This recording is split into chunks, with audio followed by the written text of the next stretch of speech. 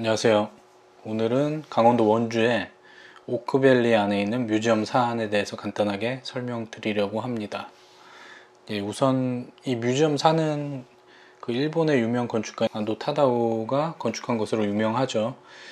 보통 그의 작품은 제주도에 많이 있습니다. 본태박물관이랄까, 지니어스 로사이 이런 작품들이 제주도에 많이 위치를 하고 있는데 강원도에 있는 안도 타다오의 대표적 작품이라고 할 수가 있습니다. 이 뮤지엄 사는 한솔 뮤지엄에서 기획을 해서 조성을 한 것이고요. 이게 현대산업개발로 넘어갔다고 아시는 분들이 계신데, 제가 알아본 바에 의하면 현대산업개발에서 인수한 부분은 오크밸리입니다.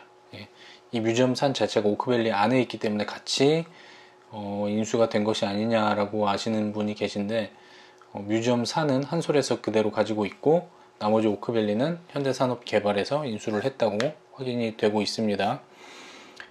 그러면은 한번 사진 넘기면서 설명을 드리도록 할게요. 여기는 본관 주차장이에요. 주차장에 들어서면서부터도 이 건축물을 느낄 수 있게끔 이 담장이 쳐져 있고, 이렇게 각 주차 구역이 별도로 이렇게 잔디 외 구역으로 이렇게 되어 있음을 알 수가 있습니다. 여기는 입구예요. 크게 보면은 웰컴 센터, 그리고 플라워 가든, 워터 가든, 본관, 그 다음에 스톤 마운드, 제임스 터렐관, 이렇게 길이 방향으로 위치를 하고 있어요. 이게 길이 방향으로 길게 위치를 하고 있어 가지고 전체 길이는 한 700m 정도 된다고 합니다. 여기는 이제 주차를 하고 웰컴 센터로 들어가는 그 입구인데요. 이 사진을 보면은 느껴지는 게 있지 않나요? 아시는 분 잘 아시겠지만 이 안도 타다오 자체가 르 꼬르뷰지에의 작품을 보고 영감을 얻어서 건축가의 길로 들어서기 시작을 한 겁니다. 원래는 복싱 선수였어요. 아마추어 복싱 선수를 하다가 이게 적성이 아닌 것 같다라고 생각을 할 때 서점에 들어가서 무작정 건축책을 봤는데, 그 당시 르 꼬르뷰지에의 작품집을 보고 충격을 받고 건축을 하기로 마음을 먹고 유럽으로 건너가서 건축을 배웠다고 합니다. 여튼 이제 그의 작품, 안도 타다오의 작품을 보면은 르 꼬르뷰지에의 흔적을 많이 볼 수가 있어요. 이 열주도 그 중에 하나인데요. 그 빌라 사보아에도 이렇게 열주가 위치를 하고 있죠. 안도 타다오의 작품을 보다 보면은 꼬르뷰지에의 색깔이 많이 보이는 것을 알 수가 있습니다. 뮤지엄 입구고요. 참고로 이제 티켓 금액은 성인은 18,000원, 그리고 이제 취약 아동은 만원, 미취학 아동은 무료, 이렇게 되고 있는데요. 연간 회원권을 그 자리에서 바로 끊어줍니다. 연간 회원권은 10만원이고요. 10만원으로 끊으면 무제한으로 볼 수 있다라고 하는데, 자주 가실 분들은 그렇게 하는 게 오히려 유리하실 수도 있을 것 같아요. 이 돌이 굉장히 인상적이에요. 이거는 파주석이라고, 파주에서 나오는 파주석인데 약간 옐로우와 약간은 붉은 빛을 같이 띠고 있는데, 자칫 노출 콘크리트로만 갔으면은 좀 단조로웠을 법한데 이렇게 파주석과 잘 섞어가지고 잘 조화가 되고 있는 모습을 볼 수가 있습니다. 이거 스프링클러예요. 이 뒤에도 많이 나오겠지만 이렇게 미리 계획을 해놓고 콘크리트를 한 것을 볼 수가 있어요. 여기 보면은 비상구 표시등도 자세히 보면 여기 미리 파놓고 이 설치 자리를 미리 만들어 놓고 이렇게 설치를 한 그 치밀함을 볼 수가 있습니다. 이거는 파주석에 대한 디테일인데요. 한번 화면에 꽉 채워서 찍어 봤습니다. 멋있죠? 위에서 빛이 또 내려오게끔 해가지고 이렇게 멋있는 명암을 연출을 했습니다. 이 부분은 이제 인방을 한번 찍어 보려고 했던 거고요. 이거는 이제 웰컴 센터의 공조 시스템이에요. 하부에서 올라오는 거를 볼 수가 있는데, 요즘에 이렇게 하부에서 공조 시스템을 하는 경우를 좀 많이 보긴 하는데요. 예를 들자면은 위워크 있죠. 서울의 위워크에서도 이 하부 공조 시스템을 많이 사용을 하고 있습니다. 이제 웰컴 센터를 나와서 다음으로 이제 연결되는 부분은 플라워 가든인데, 이 쫙 펼쳐지는 시선에 굉장히 좀 뭐랄까 시원함을 느끼게 됩니다. 시원하고 뭔가 감동을 느끼게 되는데, 거기에 딱 포인트로 자리 잡고 있는 게 이 작품입니다. 이 작품은 포 제럴드 맨리 홉킨스라는 그런 작품인데 높이가 한 15m 정도 되는 것 같고, 이게 이제 바람이 불면 돌아가는 형태로 만들어진 조형물입니다. 예, 이런 작품이고요.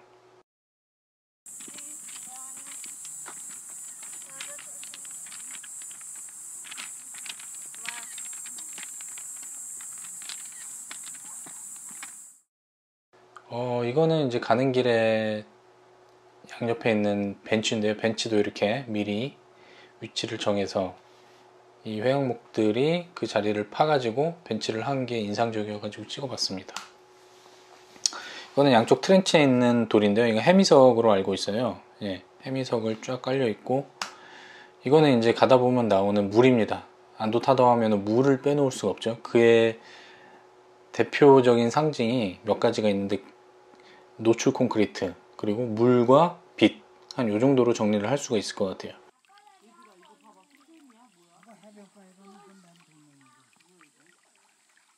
이 물이 바닥에 잔잔하게 흐릅니다. 예, 그 밑에는 깔려있는 돌은 해미석으로 알고 있어요. 지름이 한 7, 8cm 평균적으로 한 그 정도 되는 사이즈입니다. 예, 이렇게 가다 보면은 이제 또 이렇게 조형물이 하나가 보여요. 예, 위쪽만 보이게 되는데, 이것도 뭔가 궁금증을 자아내게 되고, 이 부분은 이렇게 벽으로 막아놔서 이 물은 흐르고 있지만, 그러니까 물은 통하지만 시선은 막아놨다는 것을 알 수가 있어요.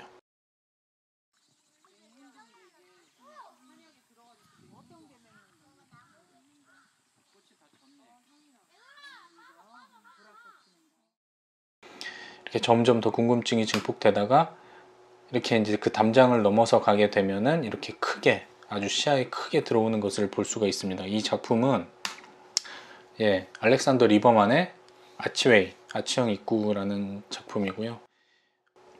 이거는 이제 본관인데요. 이렇게 상당한 이런 볼륨감에 그 파주석으로 다 마감을 해가지고, 직접 가서 보면 굉장히 웅장하고 좀 덩치가 크다는 것을 느낄 수가 있어요. 그게 인상적이었고, 예, 이 아치를 지나서 본관으로 가게끔 다리가 놓아져 있습니다. 이건 뒷부분을 한번 찍어본 거고요. 물은 계속 다 끊어지지 않고 이어지고 있습니다. 참고로 동절개는 이 물을 빼가지고 물을 없는 상태로 유지를 한다고 합니다. 입구고요. 멋있죠?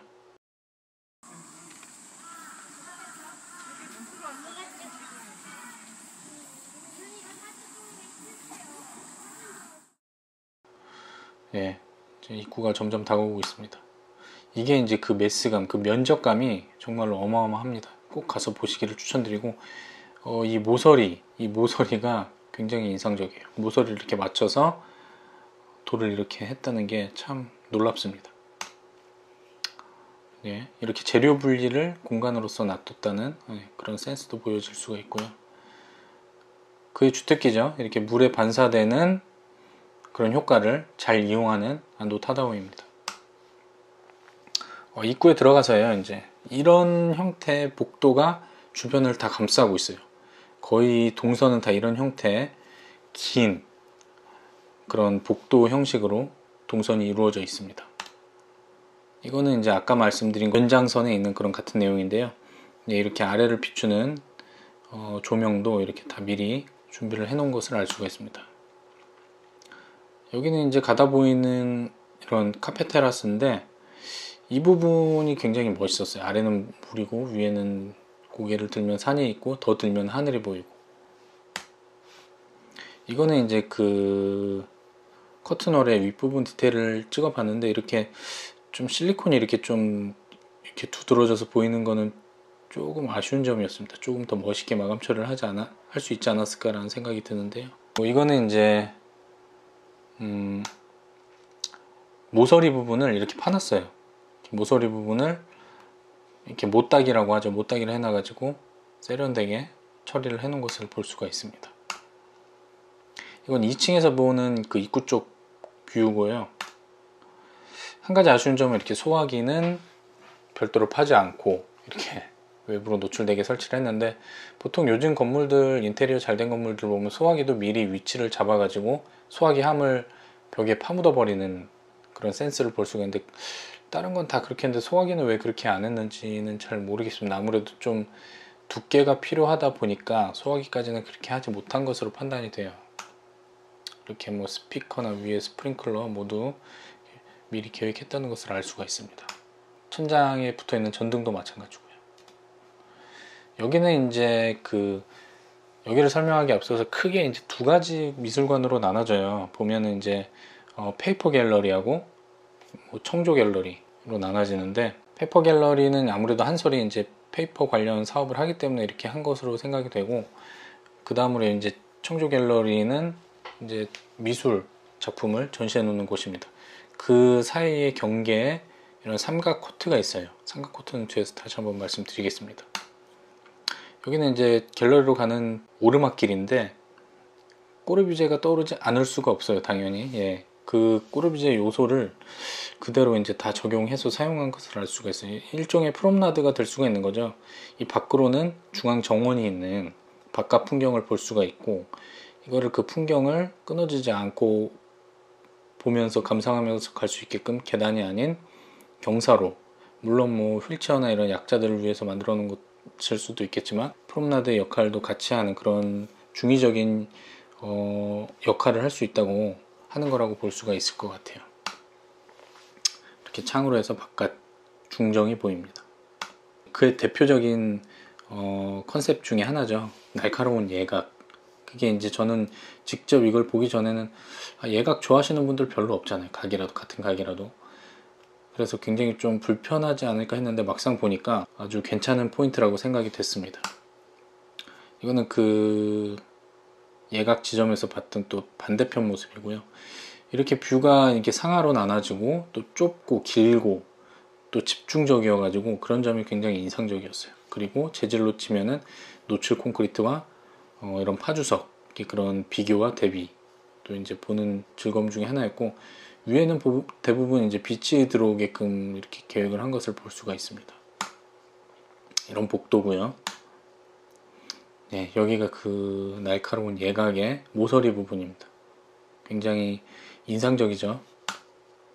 이거는 이제 맨 북측에서 본 뷰인데요. 이게 보면은 스톤 마운드라고 총 9개의 마운드가 조성이 되어 있는 것을 알 수가 있습니다. 저는 뭐 가족들하고 같이 갔기 때문에 이렇게 구석구석 다 여유롭게 볼 수 있는 상황은 안 됐고요. 이 바깥쪽으로 나가지 못한 게 조금 아쉽습니다. 이거는 이제 그 슬라브 두께를 한번 보려고 사진을 찍었는데 거의 30cm 육박하는 두께였던 것 같아요. 상당한 두께를 자랑을 하고요. 이게 이제 아까 말한 그 삼각 정원이죠. 삼각 코트, 트라이앵글 코트라고 불리는 곳인데요. 이제 그렇게 둘러싸고 있는 복도의 모습입니다. 그래서 여기는 이제 점점 경사로로 내려가면은 삼각 코트의 입구가 나오는 부분이고요. 이게 삼각 코트의 중앙부 모습입니다. 하늘을 올려다보면 이렇게 삼각형 모양으로 정확히 떨어지고요. 그 삼각형 모양으로 보이는 그 하늘이 참 인상적이었던 것을 알 수가 있습니다. 이 창호도, 이를 둘러싸고 있는 창호도 가선형으로 연결이 되고 있는 것을 알 수가 있습니다.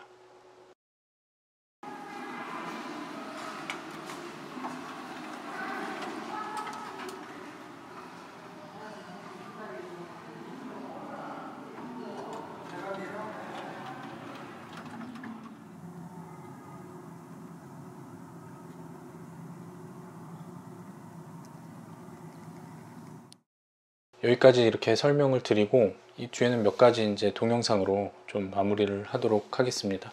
너무 간단하게 좀 사진이 부족한 감이 없지 않아 있는데 거의 중요한 부분은 다 짚고 넘어간 것 같아요. 그래도 정리를 하자면 노출 콘크리트와 파주석, 그 재질의 대비가 참 볼만 했었고, 이제 그 또 하나 추가하자면은 그 물이 있는 바깥 공간에 바닥은 해미석으로 굵은 이제 강자갈로 설치가 되어 있는 것을 알 수가 있고요. 그렇게 해서 이제 밑을 이제 어둡게 깔아줍니다.